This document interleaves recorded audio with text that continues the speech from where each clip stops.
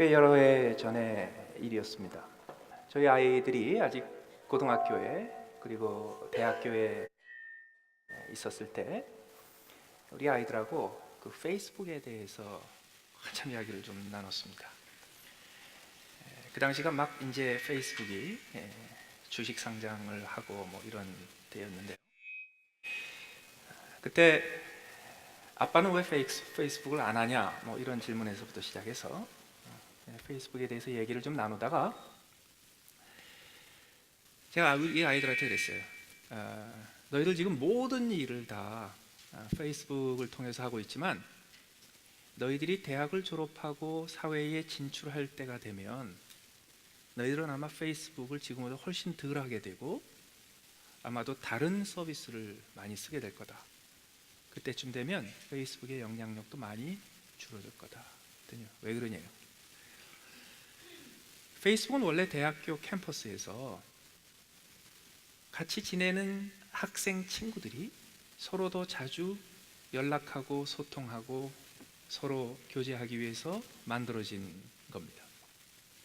그렇기 때문에 페이스북에 가입을 하는 사람들은 다 친구입니다. friends입니다. 그런데 그게 고등학교, 대학교를 다룰 때까지는 충분합니다. 그게 왜냐하면 아이들이 가지고 있는 인간관계가 학교 가기 전에는 엄마, 아빠, 가족이죠. 그러나 학교를 일단 가면 그 다음부터 아이들이 가지고 있는 인간관계는 친구들밖에 없습니다. 선생님도 좀 있지만 그들의 인간관계의 범위는 친구예요, 친구. 그러나 그들이 사회를 진출하게 되면 친구라고 부를 수 없는 인간관계가 점점 늘어나게 됩니다. 예를 들어서 취직을 합니다. 그 회사 상사가 있고 보스가 있고 회사에 동료들이 있습니다. 그 회사 상사와 동료들을 친구라고 부를 수는 없습니다. 그리고 친구로 대해도 안 됩니다. 아이들이 사회를 진출하게 되면 거래선이 거래 관계가 생깁니다. 사업도 안 하는데 무슨 거래 관계가 생기냐 그러지만 그렇지 않아요. 집에 가는 길에 세탁소에 들려서 옷을 맡기고 가면 그 세탁소 주인하고 나하고는 거래 관계가 됩니다.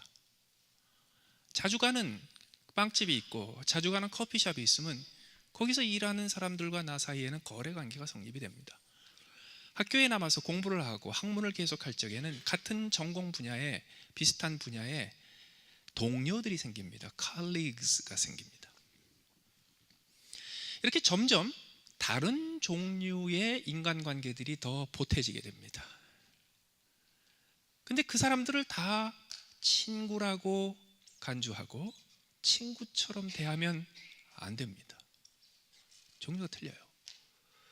그래서 페이스북으로는 친구 관리하기가 좋은데 그거 이외의 사람들은 페이스북으로 관리하기가 좀 쉽지가 않습니다. 그래서 지금도 애들은 부모님이 페이스북에 들어오는 거 아주 질색을 합니다. 왜냐하면 부모님은 친구가 아니거든. 그렇다면 지금 이 자리에 계신 분들은 세상에서 믿지 않는 사람들과 달리 또 다른 인간관계의 영역을 가지고 있습니다. 그게 뭘까요? 성도들과의 관계입니다. 성도들과의 관계라는 이러한 새로운 인간관계를 뭐라고 불러야 합니까? 성경에서는 그걸 형제자매라고 부릅니다. 그 성도들과의 관계, 형제자매들과의 관계, 믿음의 형제자매들과의 관계를 그러면 우리는 어디서 어떻게 어떤 방향으로 어떤 목적을 향하여 어떻게 잘 관리할 수 있습니까? 그게 오늘 우리가 묻는 숙제입니다. 질문입니다.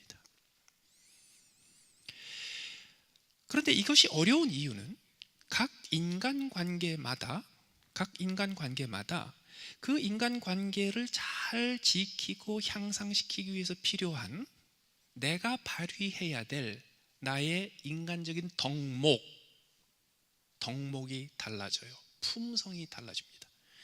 예를 들어서 엄마, 아빠, 가족들, 내가 가지고 있는 가장 작은 단위인 가족에서는 어떤 품성이 필요합니까? 어떤 덕목이 필요합니까? 충효, 이게 아니고 사실은 가족애입니다. 효보다도 훨씬 더 근본적인 것은 가족애입니다.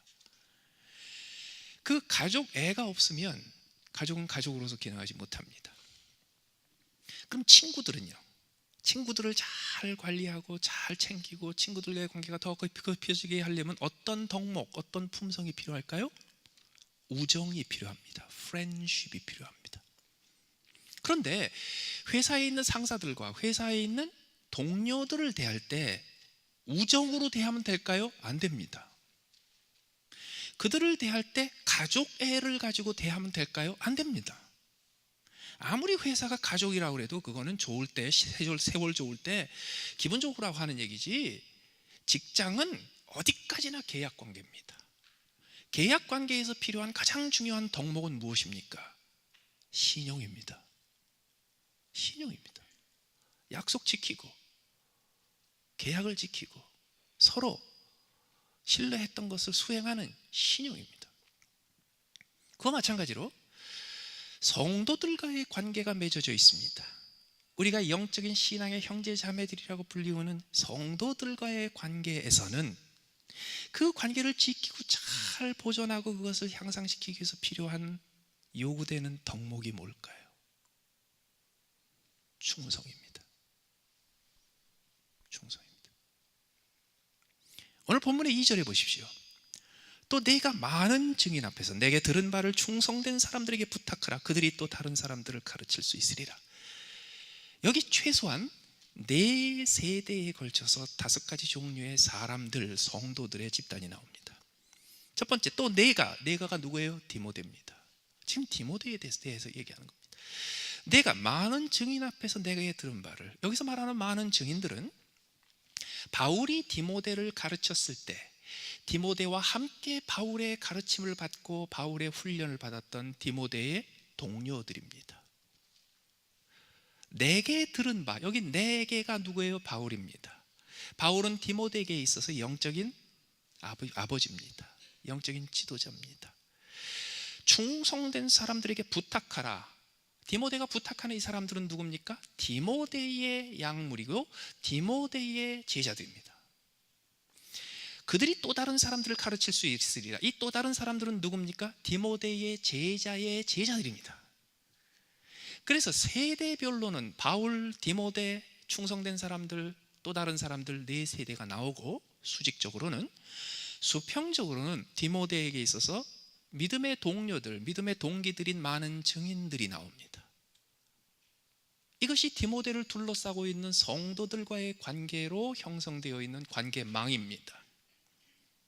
이 관계망에서 지금 현재뿐만 아니라 과거뿐만 아니라 앞으로 다가올 미래에도 어떻게 이 관계가 더 복스럽고 더 풍성하고 더 아름다운 관계로 발달돼 갈 수 있는가를 조언을 할 때 바울 사도는 디모데에게 딱 한 가지 품성을 언급합니다.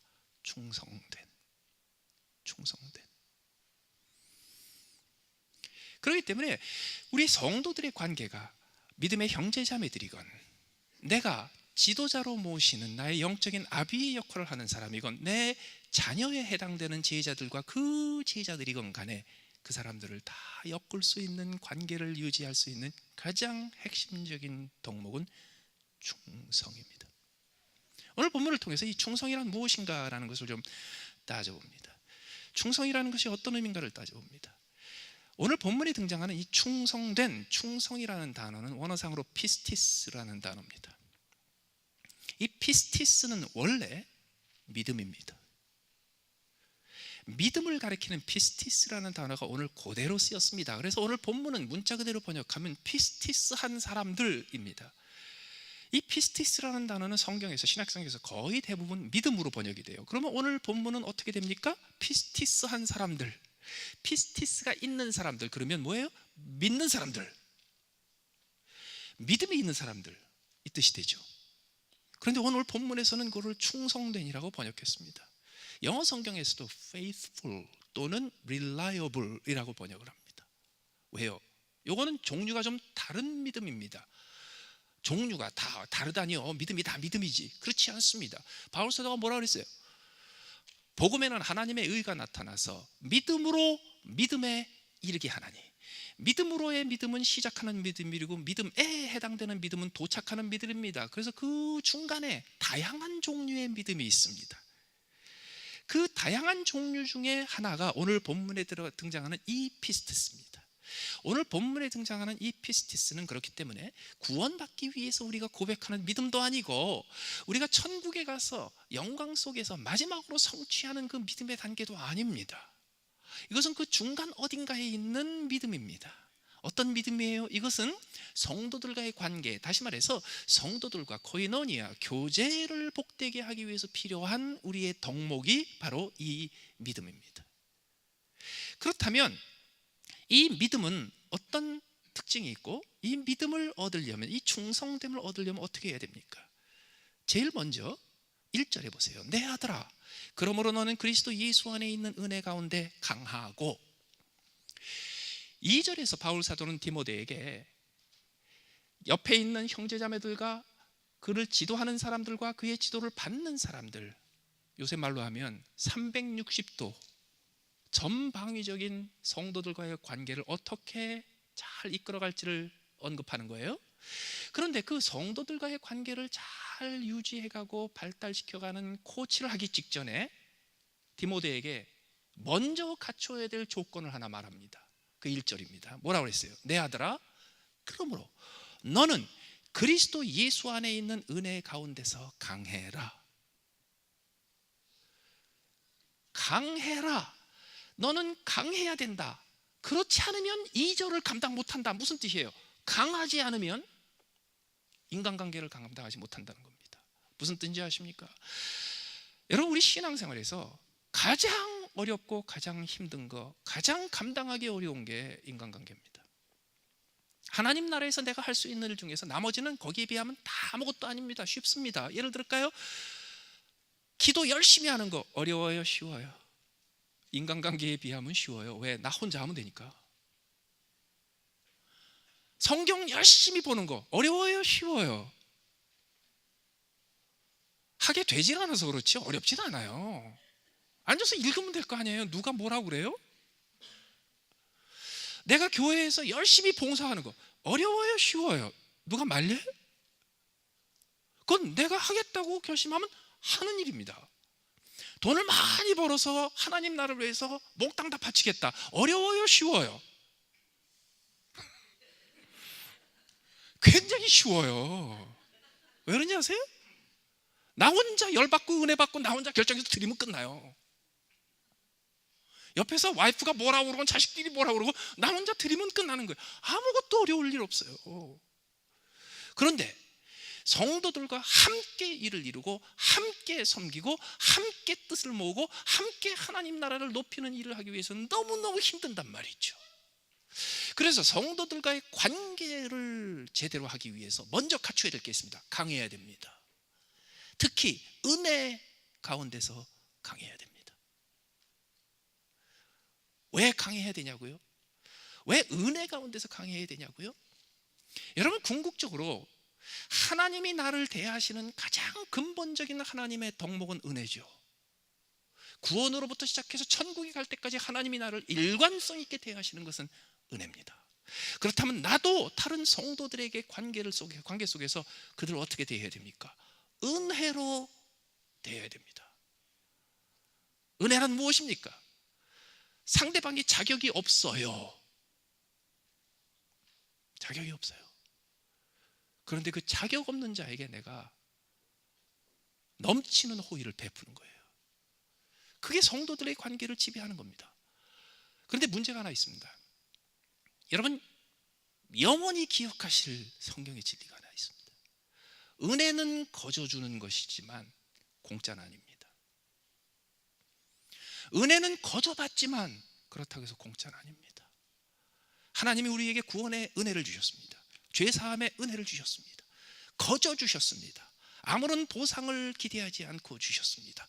그렇다고 해서 하나님께서 우리에게 거저 주신 그 은혜라는 구원의 은혜가 원래부터 거저인가요? 아니에요. 굉장히 비쌌어요. 값을 지불하지 않으면, 희생을 치르지 않으면 절대로 얻을 수 없는 것이 구원의 은혜였어요. 그런데 그 값을, 은혜를 받는 수혜자인 나에게서 요구하신 게 아니었어요. 누가 그 값을 지불하셨어요? 은혜를 베푸는 자가. 주님께서 내게 네가 은혜를 받으려면 이 값을 다 지불했다는 완불증명서를 나한테 가지고 와봐. 그럼 내가 너 축복해 줄게. 그게 아니었단 말이죠. 하나님께서 우리에게 은혜를 베푸실 때 그 은혜의 값을 먼저 은혜 베푸시는 분이 지불하시고 나에게 거저 주시는 은혜로 주셨어요. 똑같습니다. 우리의 성도들과의 관계 속에서 내가 하나님에게서 받은 것처럼 나도 그들에게 은혜를 베푸는 것이 대원칙입니다. 그런데 문제가 어디 있어요? 그 은혜는 거저 주는데 공짜는 아니라는 거예요. 누군가가 그 은혜를 베풀기 위해서 값을 지불해야 된다는 거란 말이죠. 이게 인간관계에 왜 중요합니까? 여러분, 인간관계에 아무런 희생을 치를 필요가 없고 아무런 대가를 치를 필요가 없고 아무도 책임질 일을 만들지 않는 인간관계는 행복한 인간관계입니다. 그런데 이 지구상에 그런 인간관계는 없습니다. 만약에 어떤 값도 지불하지 않고 어떤 희생도 지불하지 않고 어떤 책임도 질 필요가 없는 인간관계는 쓸모없는 인간관계입니다. 전혀 쓸모없는 인간관계입니다. 인기 연예인을 열광하고 쫓아다니는 거 전혀 쓸모없는 인간관계입니다. 왜? 서로를 위해서 아무도 희생 안 해요. 왜 인간관계가 어려워지는가? 그 인간관계 속에서 어느 단계에서는요, 누군가가 희생하고 누군가가 값을 치르고 누군가가 책임을 져야 될 일이 생기기 때문입니다. 그럴 때 그 책임을, 그 값을 누가 지불해야 되냔 말이죠. 은혜를 베풀 내가 지불해야 돼. 그 가슴 아픈 것, 그 마음 아픈 것, 그 고통과 그 환난과 그 무거운 짐을 누가 감당해야 돼? 은혜 베풀기로 작정한 내가 감당해야 된단 말이죠. 그렇다면 내가 은혜 베풀기 전에 뭐부터 해야 됩니까? 강해야 돼요. 각오를 해야 돼요. 내가 힘들더라도 갚겠습니다. 내가 힘들더라도 내가 책임지겠습니다. 내가 고통스럽더라도 내가 짊어지고 가겠습니다. 이게 되지 않으면 은혜에 적용이 되지 않습니다. 그러려면 내가 강해야 됩니다. 그런데 우리 중에 누가 강합니까? 강한 사람 없어요. 그래서 그 다음에 이 은혜의 의미가 뭐냐 하면요, 은혜 가운데서 강하라고 그랬죠. 누구의 은혜? 내가 베푸는 은혜가 아니에요. 누구의 은혜? 그리스도 예수의 은혜 가운데서 강하라는 얘기예요. 예수의 은혜를 받으려면 어떻게 해야 됩니까? 하나님의 은혜를 받으려면 어떻게 됩니까? 변함없는 원칙이 거기에 있습니다. 하나님 앞에 나가서 이렇게 고백합니다. 하나님, 나는 자격 없습니다. 내게 은혜를 베푸세요. 나는 능력이 없습니다. 내게 힘을 주세요. 나는 실패했습니다. 나를 회복해 주세요. 나는 무기력합니다. 하나님, 나를 일으켜 세워주세요. 똑같습니다. 하나님 앞에 나가서, 하나님, 가만 보니까 내가 아무런 희생도 치르지 않고 아무런 값도 지불하지 않고 그저 모든 인간관계가 잘 되는 것을 기대할 수 없습니다. 하나님, 이 인간관계가 복된 인간관계가 되기 위해서 누군가는 값을 지불해야 되고 누군가는 책임을 져야 되고 누군가는 고통을 짊어져야 되는데 내가 그것을 대신하겠습니다. 그런데 하나님, 나는 그걸 할 수 있는 능력이 없어요. 나는 아직도 그 사람이 밉고, 나는 아직도 그 사람 보기 싫고, 나는 아직도 그 사람 대신해서 내가 책임진다는 것이 억울하단 말이죠. 그런데 하나님, 나는 능력 없으니까 하나님, 나를 도와주세요. 하나님, 나를 도와주셔서 내가 먼저 하나님의 은혜를 입을 때 나는 약하나 내게 은혜 주시는 하나님의 강함으로 나도 은혜를 베풀게 해주세요. 그게 그리스도 예수 안에 있는 은혜 가운데서 강해지는 길입니다. 그것이 되었을 때 비로소 우리는 2절로 넘어갈 수 있습니다. 2절로 넘어가서 뭘 하라고요? 충성하란 말이에요. 충성된 사람이 되란 말이죠. 그리고 충성된 사람들을 선택하고 충성된 사람들에게 충성을 기대하란 말이죠. 그렇다면 충성이란 무엇입니까? 2절에 나오는 충성에는 두 가지 의미가 들어 있습니다. 첫 번째는 덕목으로서의 충성입니다. 덕목. 성경에 나오는 이 피스티스, 오늘 본문에서 충성이라고 번역되는 이 피스티스라는 단어는 원래 믿음으로 대부분 번역이 되어 있는데요, 성경에서 믿음, faith, 믿음으로 번역되지 않고 충성이라는 품성 또는 충성이라는 덕목으로 쓰였을 때에는 거의 대부분 하나님한테 적용이 됩니다. 성경적인 단어를 쓰면 이렇게 됩니다. 하나님은 피스티스 하시다. 피스티스 하신 하나님이라는 표현이 굉장히 많이 나옵니다. 그러면 보십시오. 하나님은 피스티스 하시다라고 말할 때 하나님은 믿음이 강하시다 말이 돼요? 안 되죠. 그렇죠? 또 피스티스 하신 하나님 그러면 믿음이 충만하신 하나님 그건 말이 안 되잖아요. 그래서 피스티스 하신 하나님은 피스티스 하시다라고 했을 때 그것을 우리말 성경에서는 어떻게 번역을 하냐면 하나님은 성실하시다로 번역합니다. 신구약 성경에서 성실하신 하나님이라고 나오는 것은 예외 없이 피스티스 하신 하나님입니다. 다시 말해서 똑같은 믿음이 적용이 됩니다. 오늘 본문에 등장하는 이 충성이라는 성품은 그래서 원래 하나님 겁니다. 원래 하나님께 속한 겁니다. 그 근원은 하나님입니다. 하나님이 가지고 계시는 가장 본질적인 덕목, 하나님이 가지고 계시는 가장 근본적인 품성이 바로 피스티스입니다. 그러면 하나님에게서부터 이 충성의 덕목을 배워야 합니다. 성경에서 하나님이 성실하시다고 했을 때 그 의미는 무엇일까요? 신구약 성경을 통틀어서 하나님이 성실한 하나님이라고 불려질 때마다 앞뒤에 등장하는 사건이 있습니다. 그건 뭐냐 하면 하나님께서 오래전에 하셨던 약속을 기억하시고 지금도 변함이 없으시다 하는 겁니다. 그렇기 때문에 충성은 뭔지 아십니까? 변함이 없는 겁니다.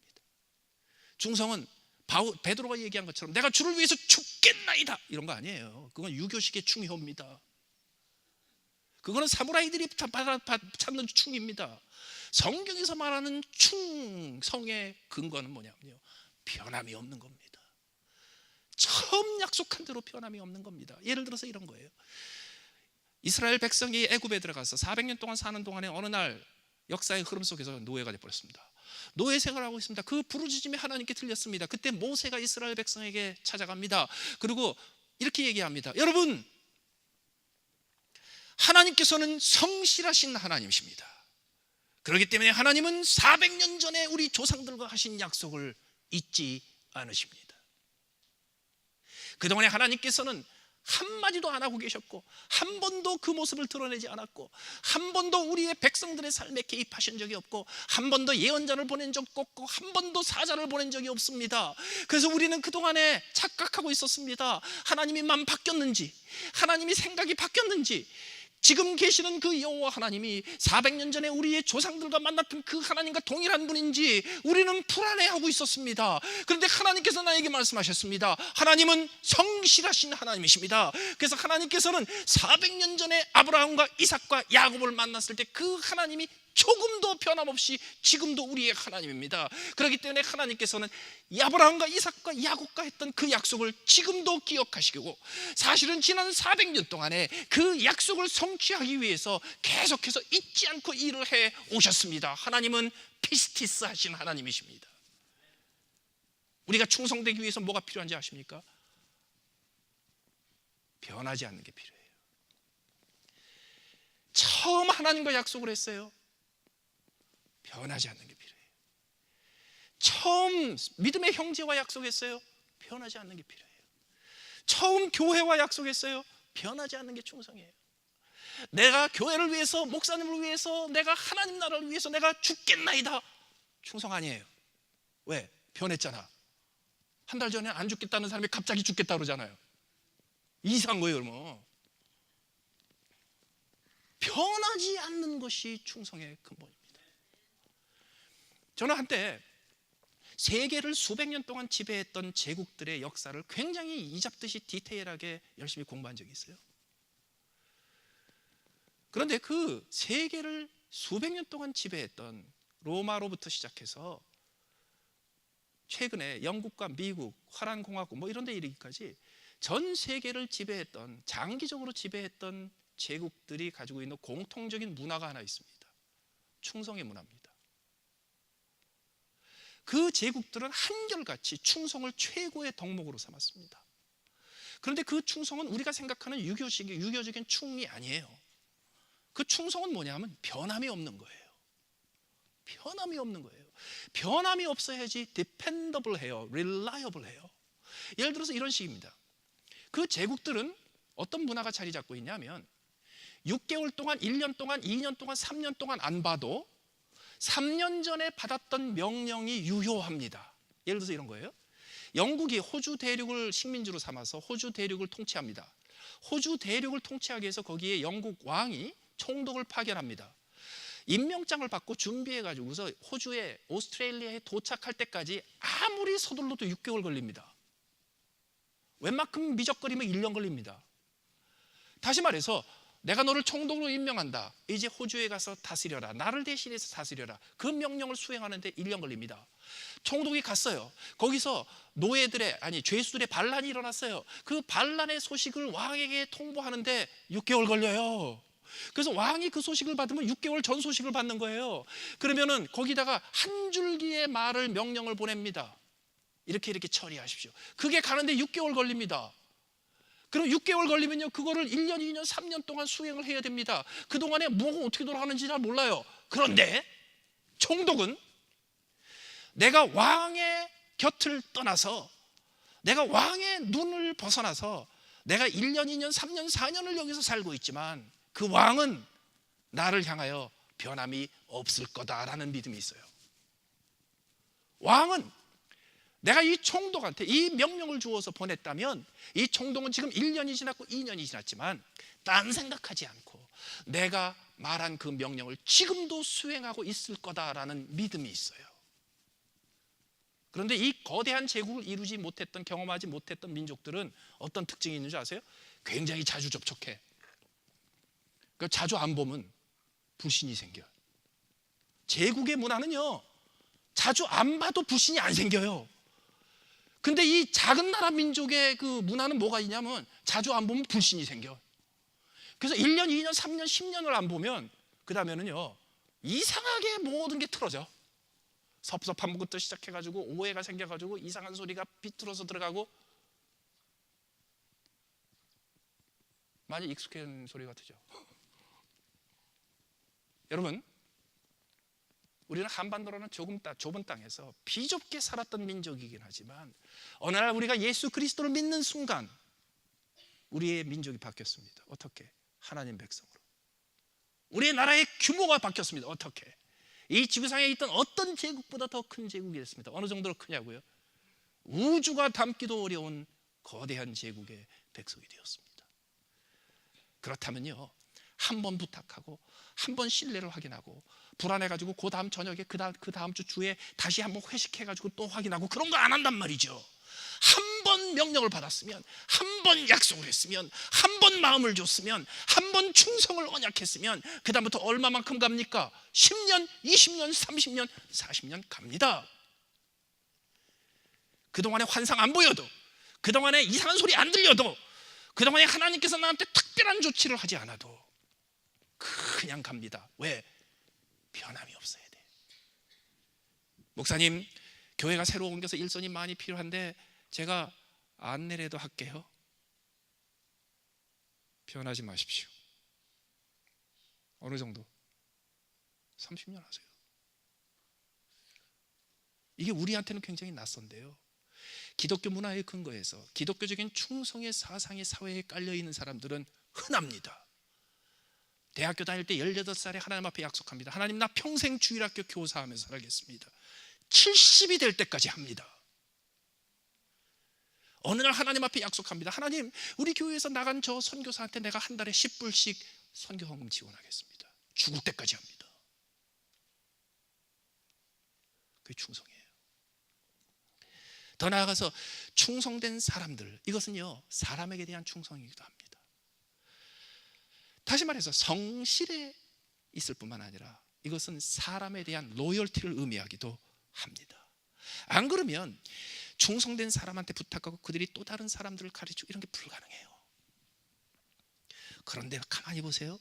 오늘 본문에서 궁극적으로 필요한 사람들은 어떤 사람들이었어요?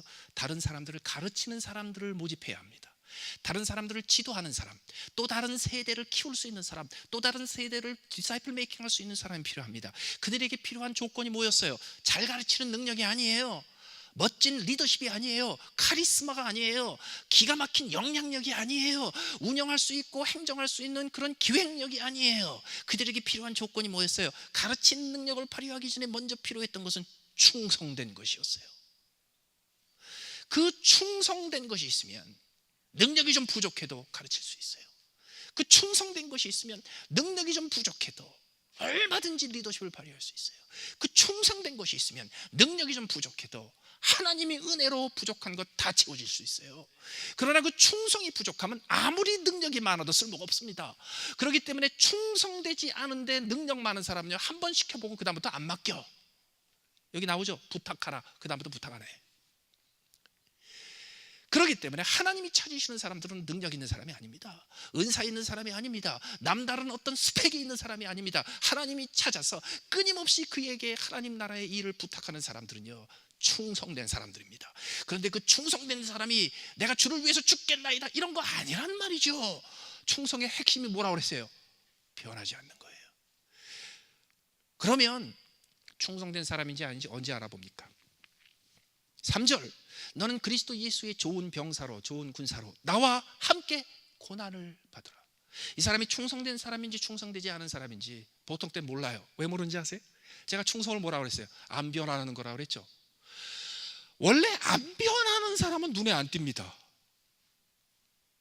항상 왔는데 결석하는 사람이 눈에 띄잖아요.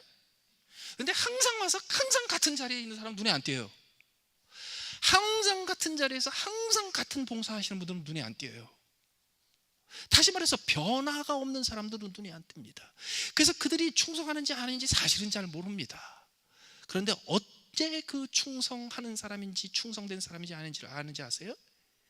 그에게 부탁한 사람들이 고난을 당할 때 그 고난의 자리에 있느냐 없느냐 하는 겁니다. 여러분, 그래서 우리가 기독교인으로서 크리스천으로서 발휘해야 될 수많은 성품과 품성과 덕목들이 있습니다.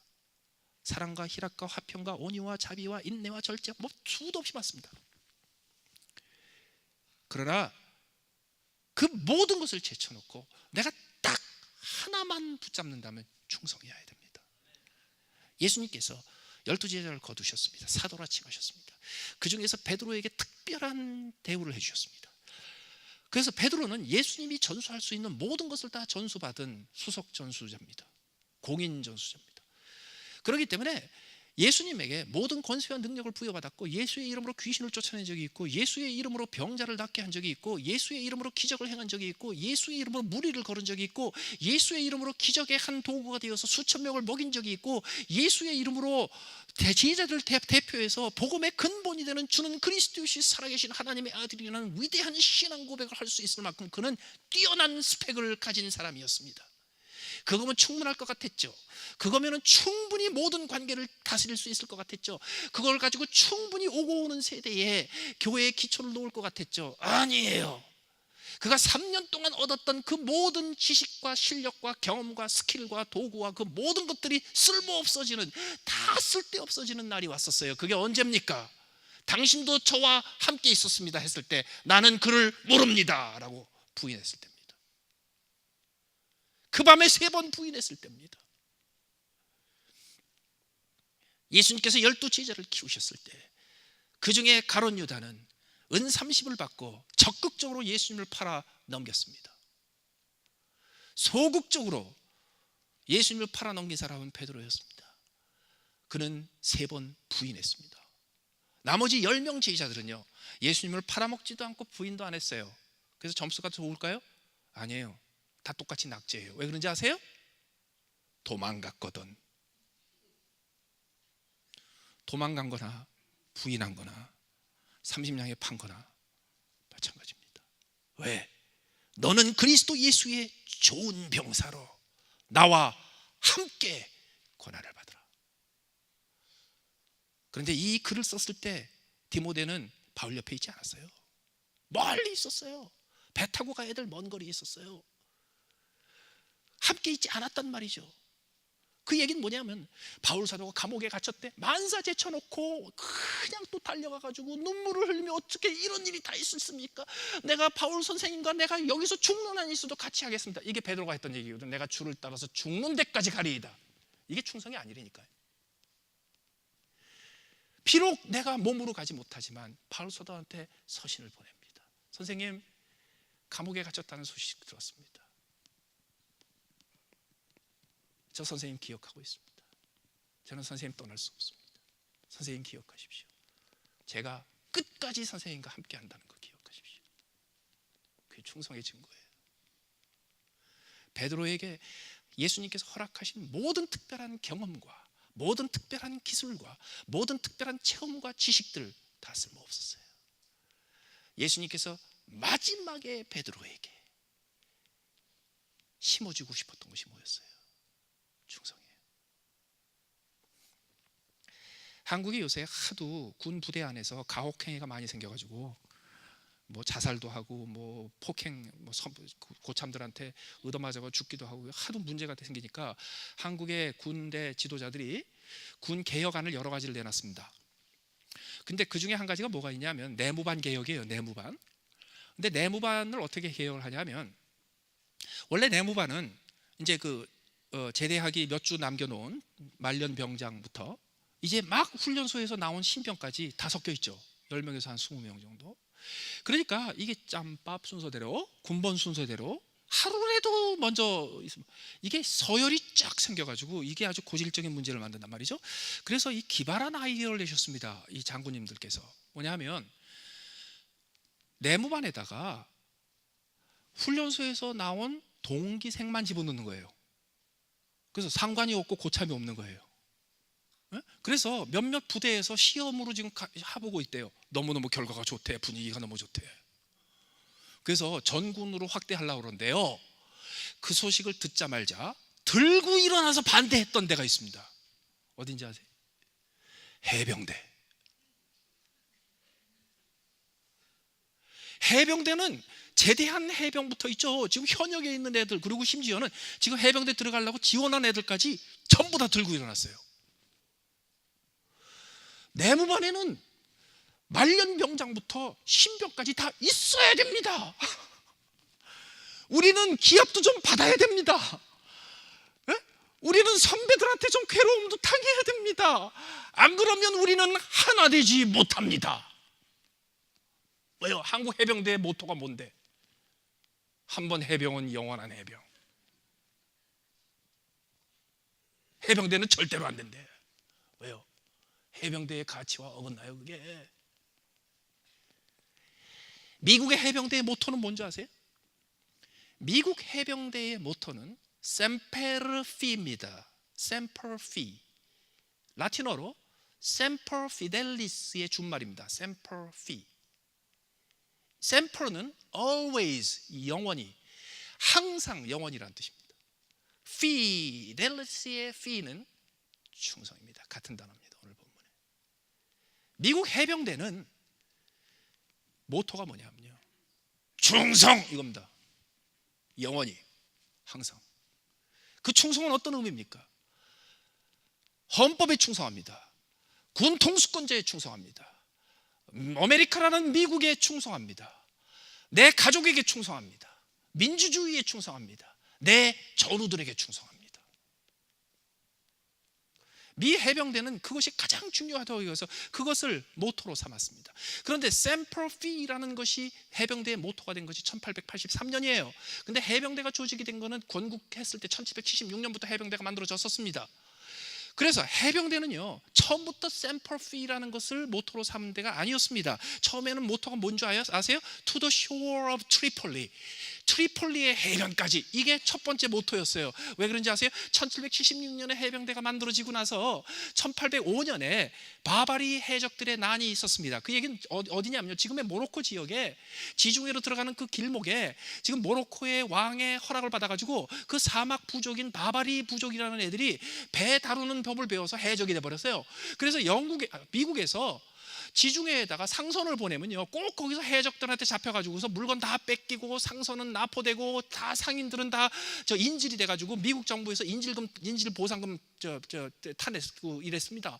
하도 괴로워가지고 하도 힘이 들어가지고요, 토마스 제퍼슨 대통령이 되었을 때 의회의 결의를 얻어가지고 최초의 해외 파병을 했습니다. 그 최초로 해외 파병된 것이 6회 공군, 그때 공군은 없었지만 그 해외 파병된 게 해병대예요. 해병대가 그때 파병이 돼가지고 트리폴리 해안에 상륙해서 거기서 몇 킬로 안에 있는 데마라는 도시를 함락을 시키고, 그리고 해적들을 완전히 일망타진하고요, 그리고 해로를 뚫었어요. 그래서 미 해병대에 있어서 해병대의 존재를 확인했던, 해병대가 있다라는 해병대의 시초를 이루었던 사건이 트리폴리 사건입니다. 그래서 처음에는요, to the shore of Tripoli, 트리폴리의 해안으로, 이것이 해병대의 모토였어요. 그리고 지금도 해병대의 로고에 to the Tripoli 있어요. 지금도 해병대 군가에 트리폴리 그 가사가 들어있어요.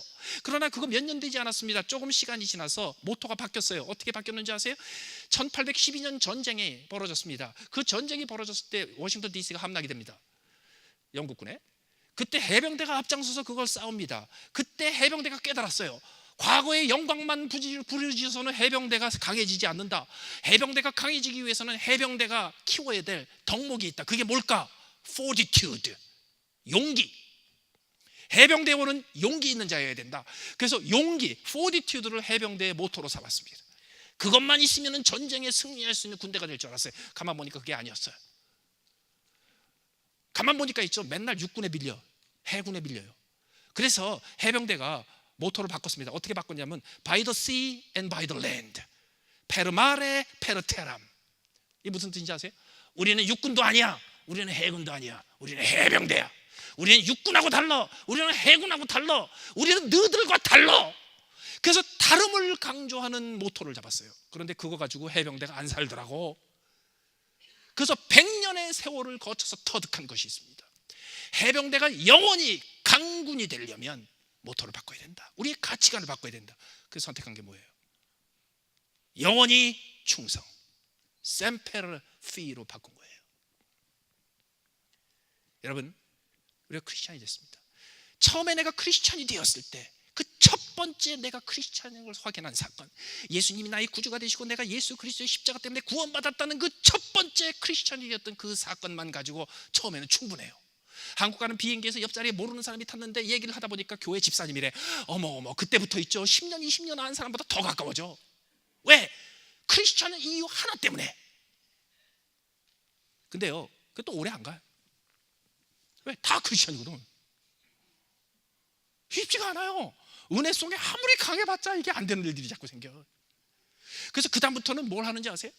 그 다음부터는요, 이런 덕목이 필요해, 사랑이 필요해, 용서가 필요해, 화목이 필요해, 평화가 필요해, 한몸되기 필요해, 희생이 필요해. 막 그렇게 하다 보니까 이게 필요한 게 너무 많아. 필요한 게 너무 많으니까 말이죠, 그 다음부터 에이, 안 하는 게 낫지. 그래서 불가근 불가원, 가까이도 가지 말고 멀리도 가지 말고 적당히 봉사하고 적당히 아는 척하고 너무 가까워지지 말고. 그건 아니란 말이에요. 그러다가 있죠, 우리 이래서는 안 되겠다 그래가지고 어떤 지도자가 나와가지고요, 모든 사람들을 한꺼번에 확 결속을 시켜. 제일 유치하고 제일 수준 나는 결속이 뭔지 아세요? 공동의 적을 만들면 돼. 공동의 원수를 만들면 돼. 공동으로 누구를 미워하는 사람을 만들면 돼. 하여튼 인간은 죄성 때문에 말이죠, 인간의 마음이 가장 쉽게 하나 되는 건 뭐냐면 공동으로 싫어하는 사람이 있으면 금방 하나 돼.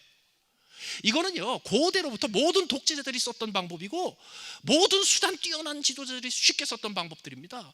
그래가지고 그 다음부터는요, 세상은 우리를 핍박하고 있어, 세상의 모든 이단들이 우리를 핍박하고 있어, 우리는 세상에서 핍박받는 존재야, 우리는 저 사람들한테 욕먹고 있잖아. 그러면은 쉽게 다 결속이 돼요. 그런 거 가지고 안 돼요. 궁극적으로 필요한 게 뭔지 아세요? 영원히 충성. 그 의미가 뭐예요? 하나님, 나 안 변할래요. 나는 변함없어요. 하나님이 변함없으신 것처럼 나 10년 전이나 20년 전이나 지금 변함이 없어요. 그거 맨날 더 세게 변해보려고 예수님 앞에 달려들었던 사람이 베드로였거든요. 내가 죽는 데까지 가리이다. 우리 교인 중에 누가 하나가 내가 죽는 데까지 가리이다 그러면 내가 도시락 싸가지고 가서 말릴 거예요. 왜? 결과가 뻔하니까. 왜? 베드로가 보여줬잖아요, 결과를. 그냥 변하지 마세요. 처음에 예수님 따라 나섰을 때 그 변하지 마세요. 처음 교회와 약속했던 거 변하지 마세요. 처음 성도들 대했을 때 변하지 마세요. 그리고 누군가가 고난에 있었을 때 그때도요, 호들갑 떨지 마세요. 그냥 함께 있어주세요. 그게 충성한 거예요. 그렇기 때문에 복음에는 하나님의 의가 나타나서 믿음으로 믿음의 이르게 하나니 오직 의인은 믿음으로 말미암아 살리라 했죠. 믿음하고 충성하고 같은 단어라며요. 피스티스. 제가 바꿔볼까요? 복음에는 하나님의 의가 나타나서 충성으로 충성에 이르게 하나니 오직 의인은 충성으로 말미암아 살리라. 같이 한번 기도하시겠습니다.